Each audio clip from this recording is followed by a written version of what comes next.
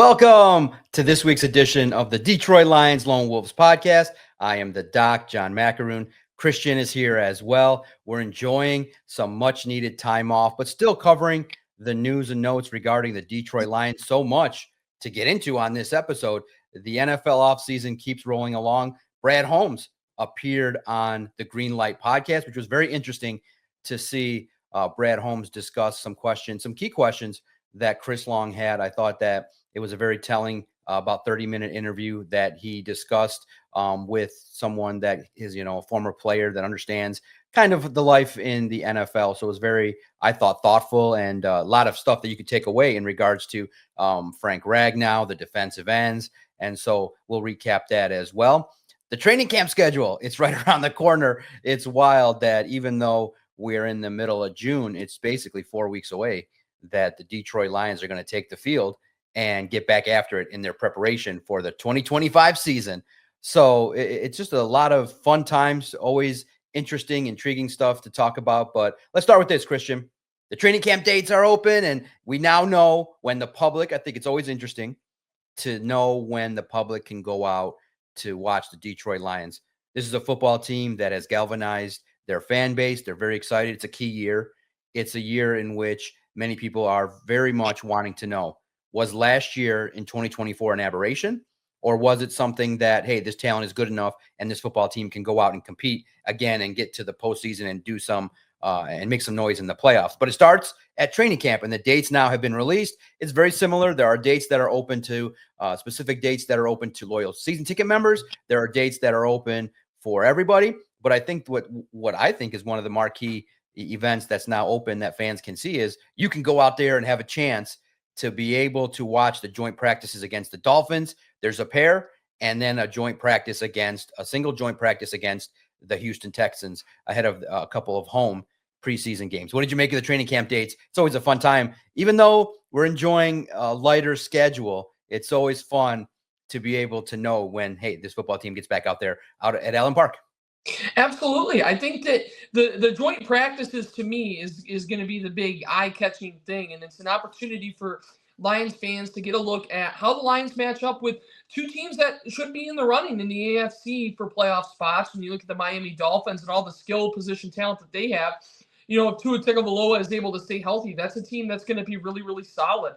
I think when you talk about Tyreek Hill, Jalen Waddle, Devin Achane, like those are all guys that are capable of scoring every time they touch the ball. And so that's going to be a great test for the Lions secondary, first and foremost, when you talk about the development of Terrion Arnold and can DJ Reed be the number one corner, and where's Ennis Rakestraw at? Like those guys are all going to get tested against the Dolphins. And then obviously Houston has a bit of a different breed of receiver. You talk about Nico Collins, big physical guy, maybe not a burner, but a big physical wide receiver who's built in that mold of maybe a true X receiver. I think that these are two really good joint practice matchups, and so it's really awesome that the fans can get out there.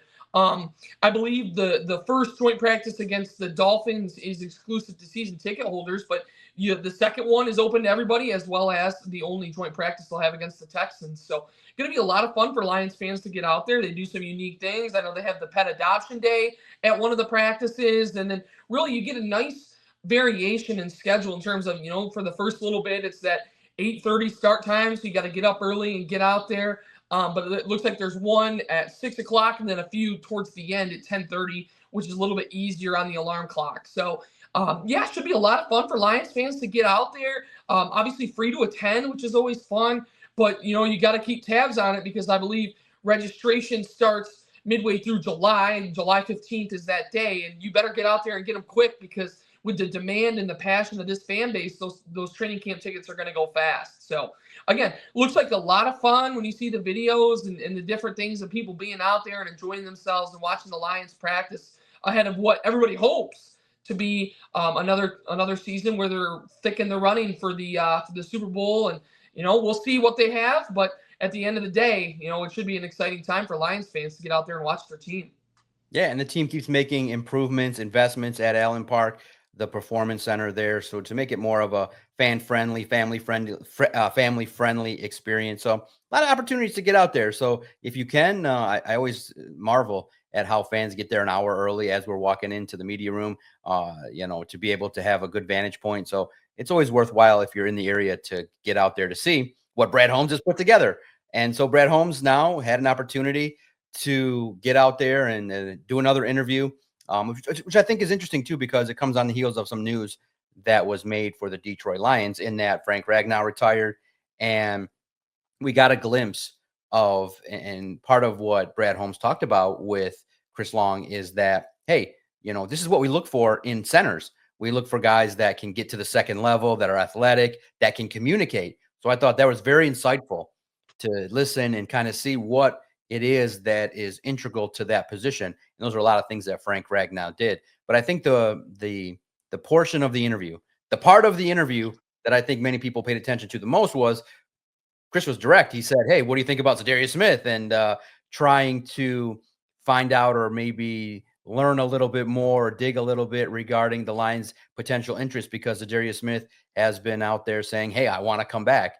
And you kind of heard Brad kind of sideswipe that question, didn't say him by name, and I think that was done potentially as a negotiating ploy. You don't want to reveal your hand that, hey, we want you, or discuss what is going on with the player not on the team. And so what Brad decided to do was to highlight the defensive ends that are on the roster, went through each kind of player and indicated why he felt like the team is still confident in the defensive ends. But I don't think that, despite all the selling, despite having Aiden Hutchinson, Marcus Davenport, Ahmed Hassanin, Mohammed, a couple of Sam linebackers, including Derek Barnes, despite the potential that the team has to have guys that can get to the quarterback, I don't think the fan base still when you see names like TJ Watt or Trey Hendrickson, people get excited. So I don't think that people still yet are sold on the team's confidence in the defensive ends. But what say you? What do you make of how Brad Holmes, I thought he did an admirable job trying to continue to sell that this team's defensive ends can do some things. I just think that many people are fearful that Marcus Davenport might not be around to continue to contribute at the level that people want. But if Aiden Hutchinson, Davenport, and the young rookie develop, and your Sam linebackers continue to grow with Calvin Shepard as their defensive coordinator, I think there's opportunities to maybe see the defensive line do a little bit more than what people expect. I think one of the biggest storylines in training camp is that second defensive end position, and maybe not for the reason of, hey, who can they still go out and get? But I think that what the Lions seem to be pretty committed to doing right now is making lemonade out of the lemons that they have. And I think that part of that is they're still pretty bullish on Marcus Davenport. And obviously when he was available, he was pretty good. But at the end of the day, he was only available for 2 games last year. And the second one was when he suffered the season-ending injury. So I think that there has to be an element of this to where the Lions don't rely on him to be healthy for all 17 games, because if you do that, you're anticipating him to do something that he's never done, and that's play a full season. And that's not a knock on Davenport necessarily. There's obviously some freak injury luck that goes on, and it's unfortunate that he's had to deal with it. But I think that part of this is they really, really, really want to see what Davenport can give them over the course of what they hope to be a full season. But right now, I can say it firmly, on what day is it today? It is June 17th. I am buying all the available Ahmed Hassanin stock. I am all in on him. And the reason for that is I think that it may not be right away, but don't be surprised if he goes out there in the preseason and has, 2, 3, maybe 4 sacks over the course of their 4 games. I think that his motor is going to become a very defining characteristic of how he plays. And I think that if he doesn't work out in Detroit, it's not because he didn't try. Like, the effort is 100% there. And I think the Lions can work with that. I think they can work with a player who plays extremely hard. And, Brad Holmes said it on that podcast. He plays with his hair on fire. Like, this is something they can work with. And now it's just about refining his technique. And if they're able to unlock that potential, they've got a very good player in the 6th round. I love the fit. And I think that he could come out and be one of these guys that by the end of the season this year, this is a guy we'll be really excited about going into 2026. And I think that there's a lot of potential with Ahmed Hassanin. And so for that reason, I'm buying the stock. And I hope he gets opportunities. And signing a guy like Zadarius Smith would ultimately help the organization in terms of having guys ready to go right away. But I still think there's some value in letting him go out there kind of trial by fire and let Hassanin figure it out on the fly. So we'll see how the preseason goes as far as whether or not he's ready to contribute right away. But this is a guy the Lions should invest in. And I think part of the Lions' approach is, hey, let's see if Davenport can give us a full year and what we can get out of that. Or, hey, we've got this rookie that we feel really good about how hard he plays, and now it's time to take that next step. What can he give us in year one? So, do I think the Lions make an addition at this position? Probably. It may not be flashy. It might be Zadarius Smith. Who knows? But I do think at the end of the day, there's going to be some value in letting a guy like Hasanin figure it out. I know that doesn't necessarily scream we're going for the Super Bowl in 2025, but I still think having an elite guy like Aiden Hutchinson is going to be really solid for their pass rush. And when you find that guy to pair with him, that tandem will ultimately be what gets them over the hump. And it's all about figuring it out right now. But I do think there's some value in investing in a guy like Hasanin and letting him get opportunities early on. Yeah, and I think it kind of segues right into what the Lions need to improve in 2025, which is actually sacking the quarterback. They were able to get a lot of pressures in 2024. They were able to impact the quarterback, and that's part of the formula. But also another aspect that they have to improve upon is actually getting home. And guys like Levi Onwuzurike, Marcus Davenport, Josh Pascal have to contribute their fair share of the load. They definitely were guys that you can kind of see why the Lions would like them, but they have to complete and round out their game in order to help the defensive line. You got Tyleik Williams, who will benefit, I think. I think clearly they want him to be the run stuffer, to be the guy in the interior. And I think something that Brad Holmes indicated, which was very valuable, was he definitely, along with the Detroit Lions coaching staff, value the interior of the defensive line. And it got a little bit leaky there in the second half when some teams were able to get some rushing yards against the Detroit Lions, most notably because Alex Anzalone was out. So there's some things to improve. We mentioned at Lions on SI, the special teams can do a little bit better in terms of kick returns.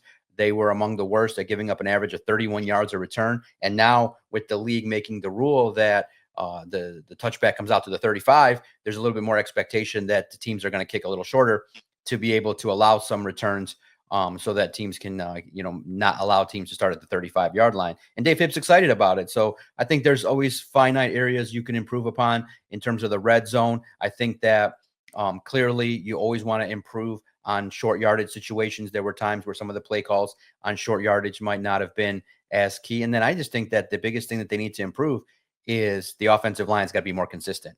That offensive line tailed off and was a little bit more inconsistent than I would have liked last year in 2024. And it got kind of highlighted and exposed in a couple games. Frank Ragnow did not have his best game against the Bills. And then Graham Glasgow and Taylor Decker had up and down years. And then in the postseason against the Commanders, that offensive line did not protect Jared Goff. They didn't do their job. They didn't earn their Christmas present that particular playoff game. And I think that's one of the biggest areas. If you can get the offensive line with some young guards and Mahogany and Ratledge kind of pushing forward, I do hope that that's the opportunity, because if they can continue to grow and develop under the tutelage of Hank Fraley, I think the team has a chance to still have the same kind of expectation that this offensive line can be elite. What do you think they need to improve upon? Last week we talked about areas that can be confident. We can be confident in, most notably the offense. But what areas do you think they can get better at? Where does this team maybe have some concerns for you? I think that the biggest area of concern is the way they play defense, and the stat that defines that to me is the pass interference penalties, and they rank 31st in the league in pass interference penalties. They had 19 of them. And the thing about pass interference penalties is they're spot fouls, unless you're inside the threshold for half the distance to the goal. But you're talking about a team that gave up 274 yards on pass interference penalties last year. And I know that the weight of that kind of was tipped towards early in the year when Terrion Arnold was still kind of figuring it out. Obviously, he was like the big benefit, or the big kind of guy that everybody was keeping an eye on in terms of that, because he was somebody drawing flags a lot early in his career. And obviously, sometimes they officiate it differently for rookies and they want to teach them lessons, whatever. That is what it is. But at the end of the day, they have to be better in that aspect, especially when your defense is completely centered on playing man-to-man press coverage, and you're going to be handsy. But you have to be smart, and you have to know that when that ball's in the air, that the eyes are all on you. And if you make any sort of subtle, even if it's a subtle hand movement, like, you're going to draw a flag there. And that is what it is. So you have to be better in that area. Obviously, the coordinators both leaving is a huge area of concern across the national landscape. Everybody's concerned about Ben Johnson leaving, Aaron Glenn leaving. I do feel pretty confident. I think that with John Morton having been in the organization in 2022, that pivotal first year when they put in this offensive scheme, I don't think that that is going to be as big of a deal as a lot of people are making it out to be, just because I think that Morton already has that rapport with Goff. Goff feels comfortable in his scheme. And that's the big thing with Jared Goff. When Jared Goff is comfortable, he's one of the best quarterbacks in football. When he's uncomfortable and things start to spiral a little bit, then you see games like how they were against the Commanders in the divisional round. So I'm not as concerned about that. The defense, Kelvin Shepard is a natural leader. He's a very good coach, but I still think there's going to be some kinks to work out defensively as far as scheme and how they play defensively. Obviously, with a linebacker background, that's kind of where his focus goes. But I think the area of concern is the secondary, particularly the cornerback position. And so, to me, ironing out those pass interference penalties, not giving up 3 yards on defensive holding, like they have to be better at that. I think that's the biggest area of concern. And then, like you mentioned, the pass rush, too. They've got to find something. Like I mentioned earlier, I'm all for letting guys like Davenport and Hassanin get out there and let them see what they can give you. But at the end of the day, when the calendar turns to December, they have to have this figured out. Like they have to have it figured out. And so to me, it's all about the defense. That's the big area of concern. They've been good against the run for the most part over the last couple of seasons, but there were some games last year where they had some blow-ups. And so they need to be more consistent in that area. And then obviously, what can you get out of a second pass rusher? And can we avoid giving up the free yards in the secondary? Those are the biggest things for me. Yeah, in our next portion of the podcast, we're going to talk about Jared Goff, and most notably in the postseason, he's got to show up and have a better game. And you hope the total package with the offensive line, the offense, and the coaching comes together, because Jared Goff did not have his best performance in the last time that we saw him. And so it lends to the discussion, because I think a fun aspect of the offseason is it allows for some special features that we're doing. You're doing a great job with the All Grit team and the All 21st Century team. 25 years now in this century, the Detroit Lions have had seasons, and most notably, they weren't that great for a large portion of this century. But Dan Campbell and Brad Holmes have kind of turned it around this decade, so it kind of skews things a little bit, where you're going to see a lot of lists where you're going to probably see a lot of Lions in this current era, but there's still a lot of interesting debate. So make sure you check out Lions on SI for the All 21st Century team. And I think the biggest debate that's kind of been online, which is very interesting, and I want to get your sense of how you put it together. Who's the quarterback? Who's the best quarterback that the Lions have had this last 25 years? And most notably, it's going to be Jared Goff or Matthew Stafford, because of their length of time and their tenure. 12 years, almost half the century was Matthew Stafford. Unfortunately, it didn't really produce a lot of playoff success, but there's still an infatuation in regards to the arm strength, the gunslinger mentality, the way in which Stafford took to the community and helped out. It's unfortunately 0 for 3 in the postseason, not getting to the postseason nearly enough. The game against Dallas in the postseason, the team had a chance with him under center, and unfortunately, he didn't lead the team to victory. Now, of course, there were some things that factored against the Lions, but still, the quarterback at the time, I had said that I would not have paid Matthew Stafford that extension. I would have quickly pivoted to someone else.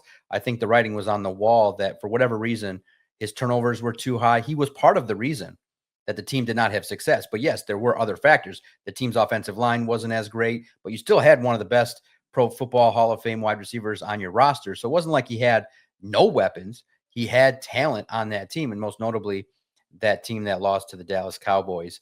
You look at it and you say, my goodness, one of those teams was pretty solid and had a real strong chance to advance. But Jared Goff, I think, is benefiting from the fact that he got those 2 playoff wins for the Detroit Lions. They think, okay, Jared Goff has led the team to more success.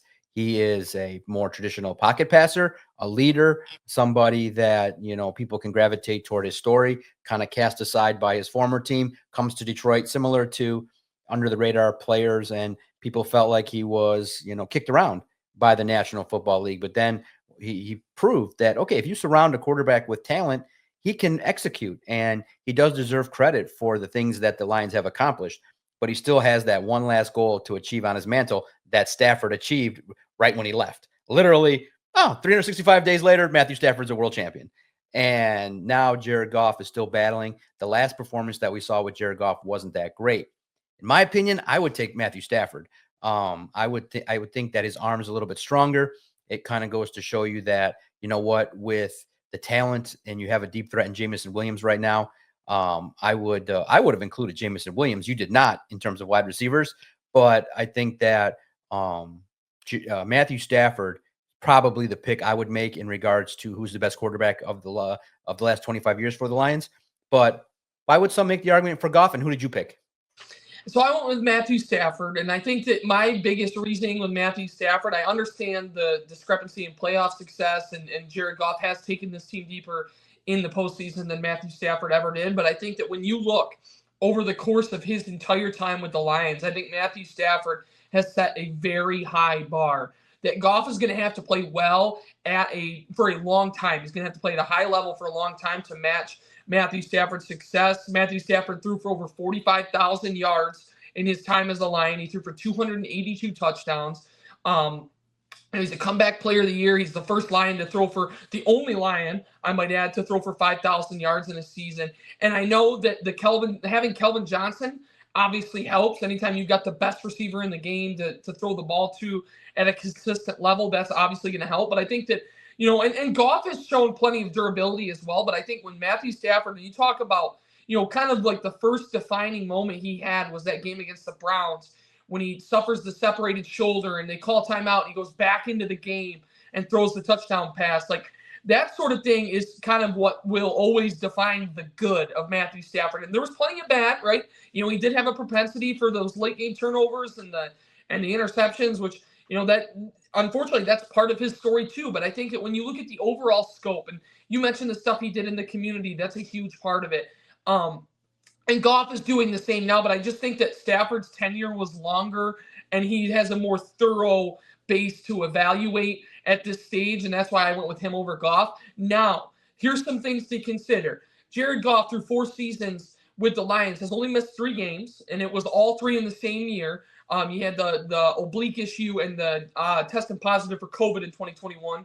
But right now, his completion percentage as a Lion is 5 percentage points higher. He's 67.9% to Matthew Stafford, 62.6. He's thrown 115 touchdowns in 4 years.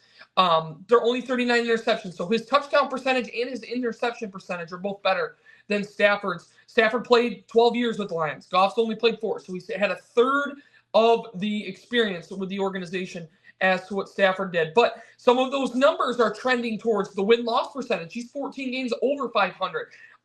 Matthew Stafford was 16 games under 500 in his time as the Lions starting quarterback. So I went with Stafford right now because from 2000 to 2025, Matthew Stafford is the most statistically productive and the best quarterback the Lions have had. Now, when we reevaluate this 10 years from now, let's think about, has Jared Goff led the team to the Super Bowl? 10 years from now, is Jared Goff still the quarterback of the Lions organization? Who knows? I mean, these are all things that you have to kind of consider with where he's at, because he's still got plenty left in the tank and he's got plenty of opportunities to surpass Stafford as the number 1 guy in the Lions organization, not just in the 21st century, but potentially all time. If you factor in, does Goff win a Super Bowl ring? Does he win 2 Super Bowl rings? I think if he gets 1, that conversation already changes its tone, and you're looking at Jared Goff in a more favorable light than Matthew Stafford. If he gets 2, I think he's unquestionably the best quarterback, not only in the 21st century, but in Lions history as well. So still plenty of time for him to make his case, but at this stage, where we stand in 2025, I went with Stafford.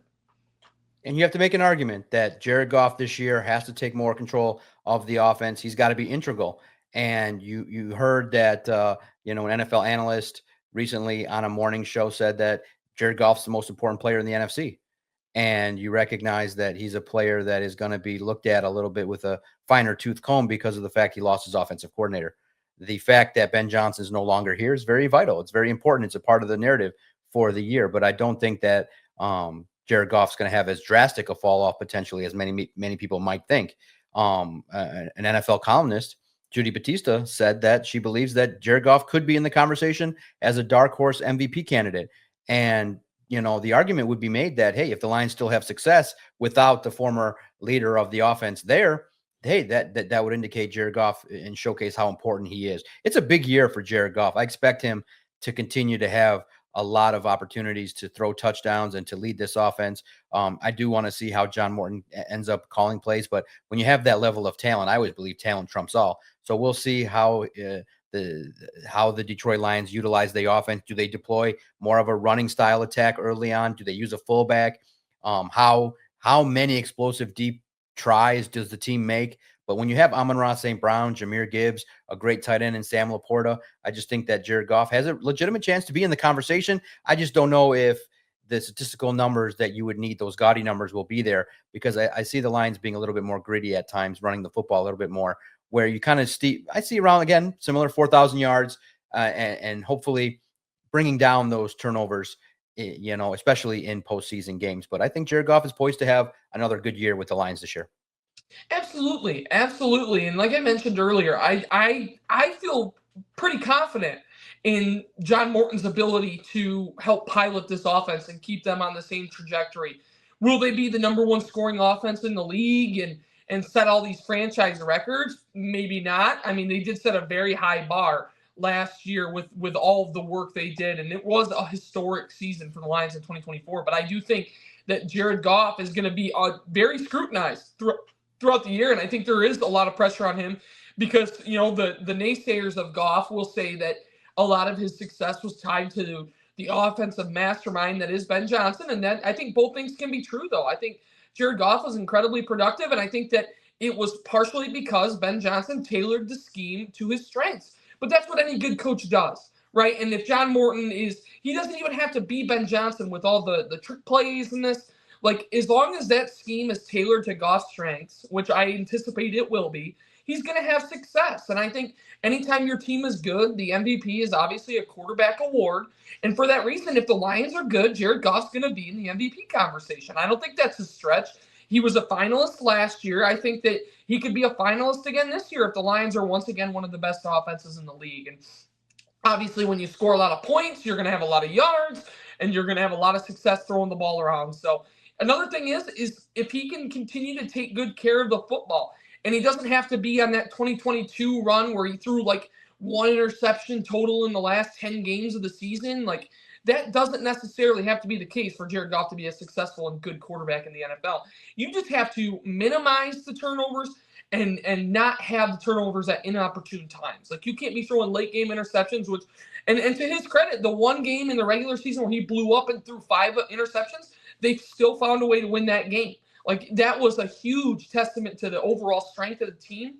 But I do think that Jared Goff is going to be under a lot of scrutiny because with Ben Johnson gone and some of the skill, like Antoine Randall gone, and a lot of the coaching turnover, he's like one of the main stabilizing factors. He's one of the main carryover guys. And so as a result, he has to keep that standard and keep enforcing and keeping his teammates at that high level of production. So, yeah, Jared Goff, absolutely a dark horse MVP candidate. Like I said, it's a quarterback award, so if they're good, he's going to be in that conversation. And I do think that he has what it takes to be in that mix once again, obviously with all the skill guys around him. He just has to be a really good distributor and move the ball around and get the ball to his skill guys who can make big plays after the catch. So I do think that based on John Morton's track record with the Broncos, you could see him throw the deep ball quite a bit. And with Jameson Williams out there, obviously that would be a lot of fun for the fans to see Goff just uncorking the ball down the field to JMO for 80-yard touchdowns like they had in Chicago last year. So there's a lot of potential for this offense to be just as good this year. You got a lot of the guys coming back. The one big change is the coordinator, but I do think with Goff still there, still stable, you have a coordinator who's been with the system before. I do think that the Lions should have plenty of success offensively.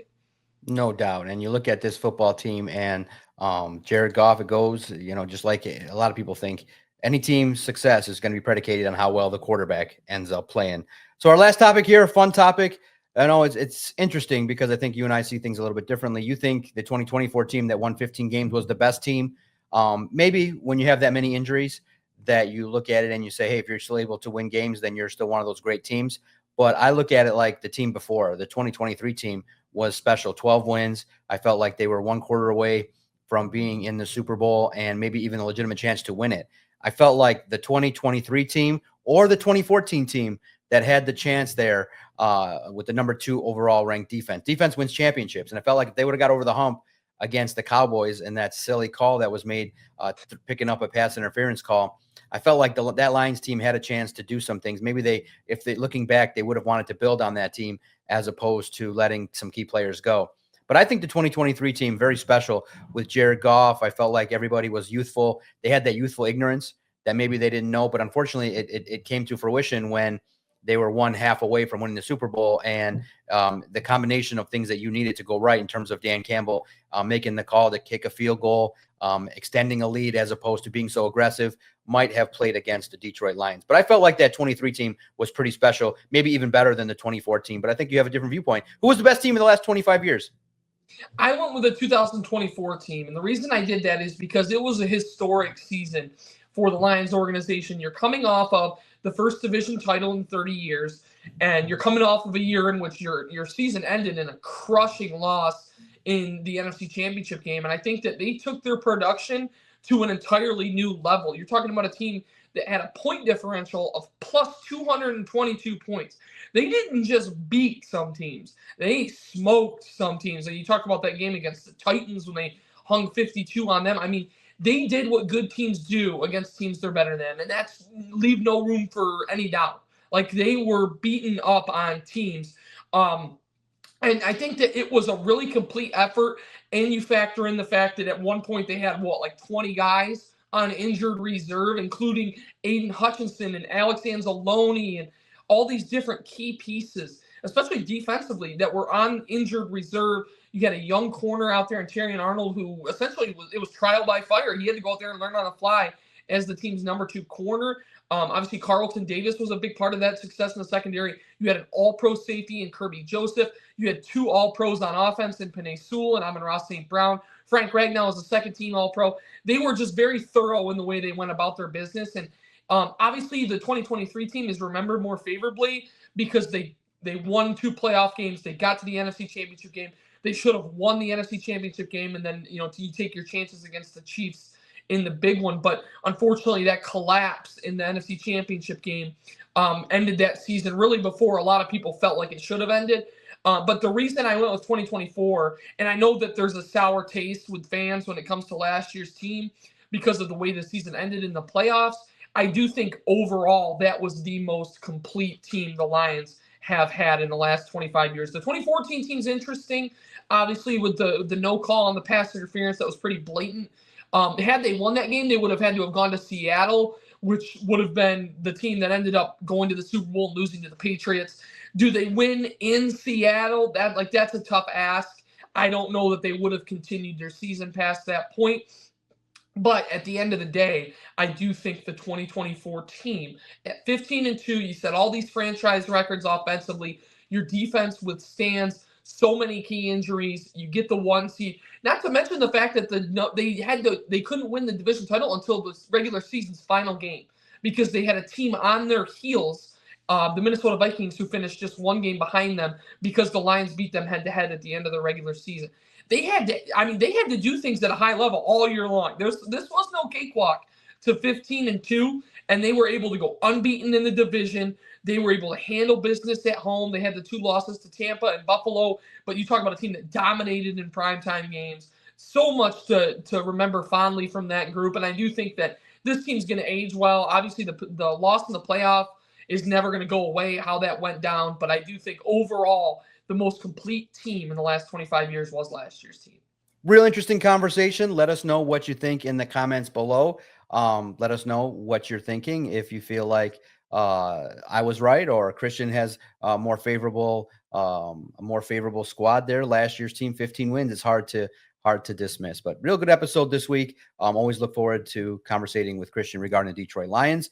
Lots of interesting nuggets of information, and make sure you stay tuned to Lions NSI as we bring you all the coverage, highlights, analysis of the Detroit Lions, even in the offseason. Good stuff, Christian. A lot of good work in the offseason with some special features and stuff that we'll continue to put out until the start of training camp. And especially now with training camp around the corner, look for our training camp preview series in July and continuing the All Grit and All 21st Century team for the rest of June. Thanks, everyone, for tuning in to the latest Detroit Lions Lone Wolves podcast. Find us on YouTube, X, Twitter, everywhere on social media. Look for Detroit Sports Podcast, look for Lone Wolves, and look for the Detroit Lions on SI website covering the Detroit Lions on an insider basis, day to day, covering the Detroit Lions.